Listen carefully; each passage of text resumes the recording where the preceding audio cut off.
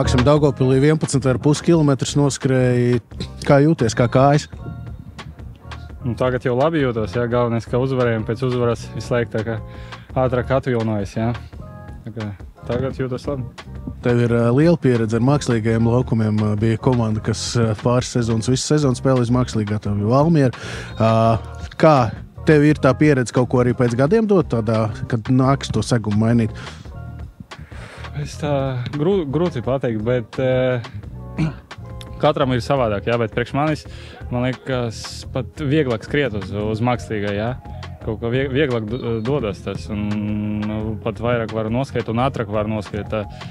Tā mums arī Valmiera viens treneris teica, ka sintētika tu vari dabūt ātrāk to ātrumu, jā. Liela uzticība tev arī no trenera šosezonu ir iegūta. Es domāju, ka viens no tādiem taviem mērķiem, ko mēs pirms sezonas runājām, ka nostabilizēties pamatsastāvā un spēlēt daudz ir izdevies. Kā tu jūties šobrīd? Jūtos labi. Galvenais tagad uzvarēt katru nākamo spēli un kļūst par čempionu un uzvarēt kausu. Kā tu atceries spēles pret Liepāju, kādas tās ir bijušas? Mums ir visas uzvaras, bet ir arī tādi sarežģītāki mači bijuši. Jā, priekš manis viena spēle bija katastrofāla, jā, kur es spēlēju pret Traoré, tā kā ir iespēja rehabilitēties, jā, nu, rīt jāuzvar obligāti. Kādu spēli tu sagaidi rīt?